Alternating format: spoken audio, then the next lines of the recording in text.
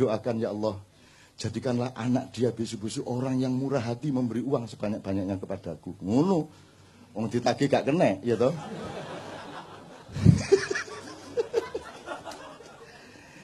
Gembira ya Anda ya. Loh, ini namanya rahmatan lil alamin. Bukan hanya rahmatan lil ad loh. Kita khalifatun fil ad, tapi rahmatannya lil alamin. Jadi Anda harus bisa ke Mars. Anda harus naik ke langit-langit. Anda harus ke langit 2, langit 3. Anda menembus dimensi-dimensi.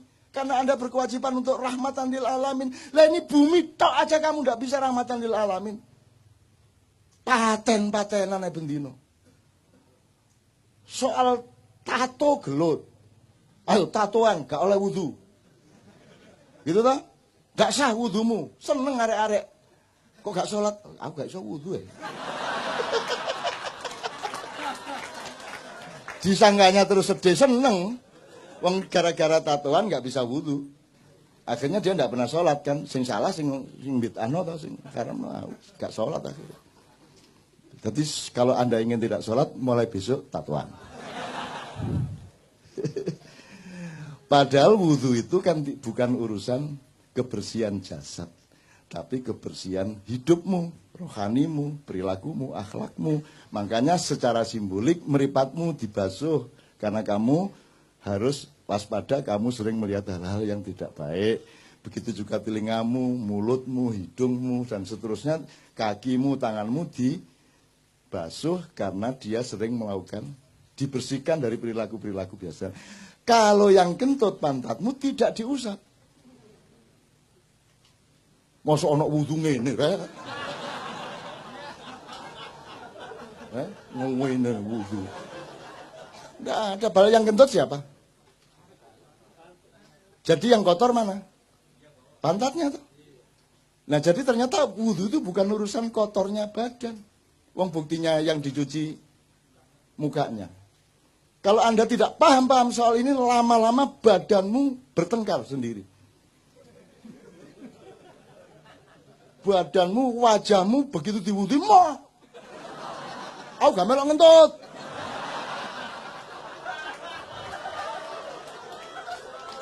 Terus ngene, iya. Ku, saya lihat itu saya ngentut duduk aku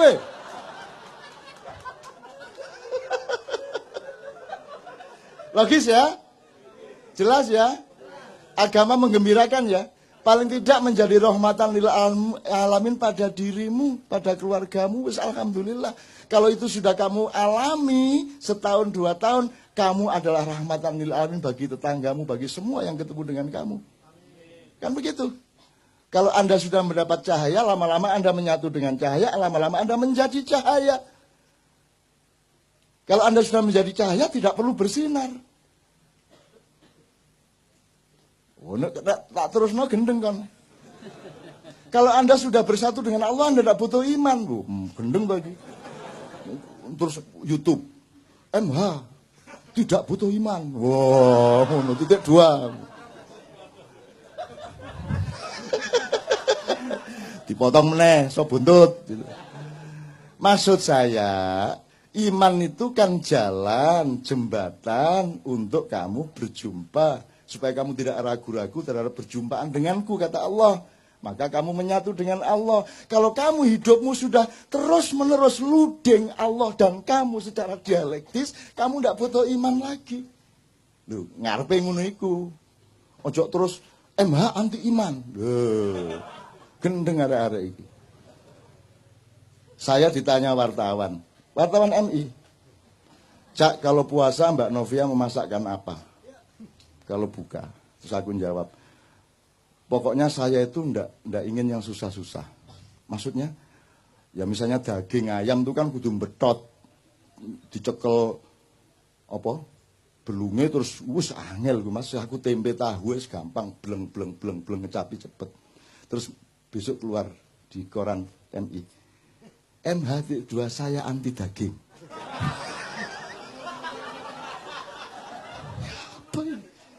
Saya anti daging. Oh, jangan vegetarian, naruno terusan akhirnya.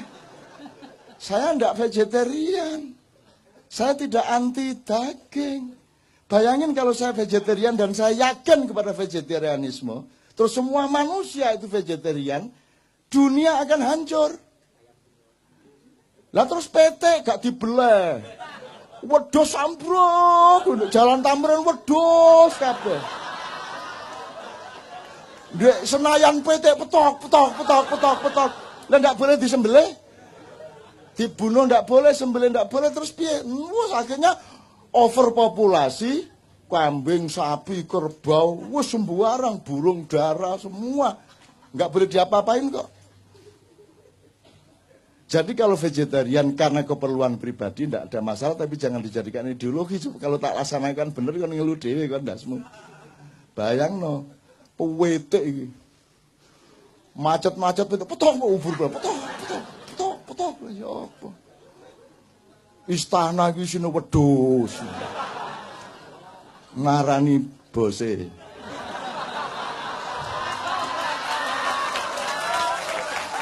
Ngono upamane ya. Oke, sekarang saya tanya, iki wis entek waktu nira aku kudu nang airport iki rek. Oke. Anda di sini jujur, insyaallah ya. Berarti Anda sama Allah kompatibel, luding dia pada Anda, ya. Sekarang saya tanya, kalau di rumah berapa persen bisa jujur? Di rumah tanggamu sama istri, sama suami, sama anak, berapa persen bisa jujur? Nggak usah kamu jawab, cukup di batin. Ya.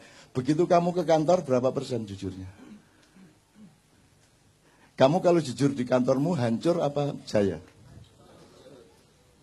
Kalau kamu jadi anggota DPR, dibutuhkan kejujuran berapa persen? Mana yang lebih dibutuhkan, kejujuran atau kekejaman? Mana yang dibutuhkan, kesantunan apa ketegaan hati? Jadi di negara ini, di mana tempat kejujuran? Di mana tempat kesucian? Di mana tempat kemurnian? Di mana tempat objektivitas? Di mana tempat keadilan? Hanya di sini. Pas Jumat kedua tok. Nanti pulang, ya nggawa gak jujure dhewe. Ngerti teman sekalian ya? Bisa Anda teruskan negara yang tidak ada tempat untuk kejujuran? Bisa Anda teruskan? Apa yang salah sebenarnya? Ini negara atau bukan? Ini pemerintah atau bukan? Oke, tak singkat ya, itu jawaban dewe. Sampai kapan kamu bisa meneruskan keadaan seperti ini? Gini aja, terakhir. Salah satu parameternya gini.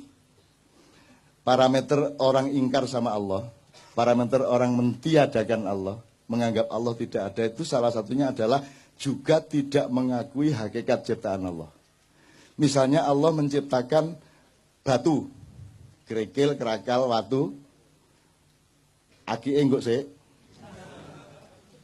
Ya. Fosil kayu ta sakarepmu enggak sih? Batu mulia itu apa saja?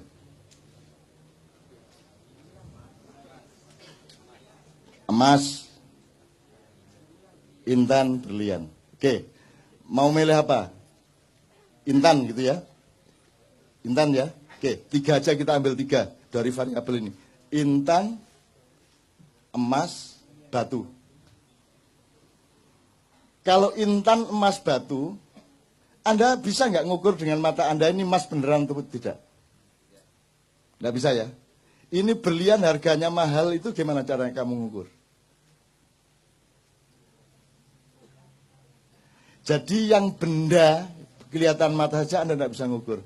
Sekarang Anda tahu nggak bahwa manusia itu dibikin oleh Allah, ada yang berkualitas batu, ada yang berkualitas tembaga, silver apa namanya, perak, emas, berlian, intan, mutiara. Betul enggak? Percaya enggak Anda? Bahwa ada manusia mutiara. Siapa contohnya manusia mutiara? Muhammadun Basyarun. Laisa kal basyari. Bal huwa yaqut bainal hajari. Muhammad itu makhluk. Tapi dia bukan sembarang makhluk. Dia bukan makhluk biasa. Dia adalah mutiara di tengah batu-batu. Tak persingkat ya Mas ya. Sekarang orang ngerti nggak bedanya manusia batu sama manusia mutiara? Diajarkan nggak di sekolah? Untuk membedakan manusia bermutu dan tidak, diajarkan nggak? Orang sekarang ini, rakyat Indonesia, ngerti nggak bedanya manusia batu sama manusia mutiara? Nah kalau tidak, tolong simulasi. Bangsa yang tidak mengerti bedanya batu dengan mutiara, itu bisa terjadi apa pada mereka? Sebab nanti ada mutiara yang dibuang. Karena toh orang tidak mengerti mutiara. Ada batu yang dimutiara-mutiarakan dengan pencitraan melalui Kompas, Tempo, dan lain sebagainya. Terus Anda semua percaya itu mutiara. Cuman dikasih warna kuning supaya seperti emas dan Anda percaya dia emas. Terus Anda harus pakai demokrasi. Dan demokrasi itu biar se-on emas sama se-on batu sama. Satu suara. Demokrasi itu lahir dari bangsa yang tidak mengenal kemutiaraan manusia. Saya enggak provokasi ya. Di Quran itu yang disebut Allah apa? Ini Mas, sudah nikah? Belum. Mbak sudah nikah? Belum. Kok kabeh rawan ya apa? Dono Habib Anis iki. Udah nikah? Udah. Lebih penting mana negara apa nikah? Nikah. Jelas ya? Umumkan tuh kepada setiap orang, bahwa negara kalah penting. Sekarang pilih mana? Negaramu bubar atau pernikahanmu bubar? Dah jelas. Jadi kamu memberi bobot sesuatu itu mesti ngerti mana emas, mana mutiara, mana batu. Kalau kamu tidak mengerti itu, kamu akan celaka. Lebih parah lagi seterusnya. Nah sekarang ini yang terjadi adalah, untuk apa saya ambil emas mahal? Susah nyarinya. Mbok sudah saya ambil batu saja, tapi tak cat seperti emas. Itu yang terjadi. Musik ya gitu, DPR ya gitu, pemerintah ya begitu, kan yang dicarikan batu-batu. Jadi kalau kamu sekarang oleh Allah diberi karomah, sehingga Anda adalah mutiaranya bangsa Indonesia, Anda harus siap untuk sengsara. Siap untuk tidak dianggap. Karena yang berkuasa dan yang punya duit tidak akan mau membeli Anda karena terlalu mahal harga Anda. Mending ambil batu dianda-andakan, ngerti nggak? Ngerti ya? Oke. Sementara tidak ada orang marah, orang juga nggak ngerti kok bedanya emas sama. Jadi teman-teman di Ma'iyah ini nomor satu adalah tolong belajar kualitas manusia. Tolong mempelajari mana manusia batu, mana manusia mutiara, mana emas. Zaman kalau di Quran hanya disebut ada raja. Dan raja itu yang menentukan sebenarnya Allah, yaitu kalau orang rakyatnya sudah mengetahui, oh itu memang orang mutiara itu. Sulaiman itu memang mutiara. Yusuf itu memang mutiara. Daud itu memang mutiara. Semua orang mengakui dengan jujur. Maka dia rajanya memang. Tidak perlu pemilihan. Pemilihan itu terjadi karena Anda tidak ngerti bedanya mutiara sama. Saya bukan anti pemilu. Tapi kalau diterusin memang anti pemilu. Tapi saya tidak mengatakan begitu. Bahwa outputnya seperti itu bukan salah saya. Nah sekarang Anda mau pilih mana? Di Quran tidak ada disebut kecuali kerajaan dan raja. Dan Anda ditipu selama 500 tahun ini. Anda pikir yang di sana itu kerajaan itu bukan kerajaan, itu bukan raja. Raja nggak begitu. Raja punya kualitas, raja punya wibawa. Kalau pakai terminologinya Ronggo Warsito ya, Satrio Pinandito, Sinisian Wahyu. Sinanding Wahyu, enggak apa-apa, Sinisian, Sinanding, bodoh, sama. Jadi Anda harus bisa melihat. Nah sekarang mutiara-mutiara justru dihancurkan. Apakah dia inovator teknologi? Harus dihancurkan. Apakah dia wartawan kreatif? Dikeluarkan.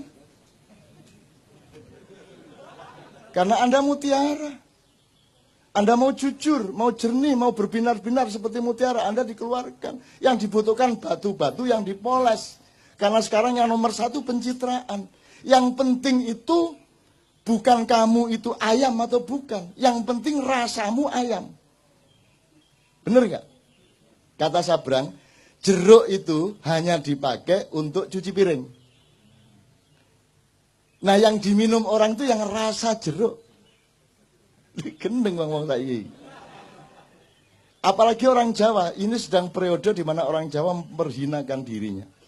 Kalau ada sinetron yang paling rendah derajatnya pasti orang Jawa. Kalau pembantu rumah tangga harus orang Jawa. Kalau pelawak yang dibodoh-bodohkan pasti orang Jawa. Bahwa bahasa yang paling jelek adalah yang medok.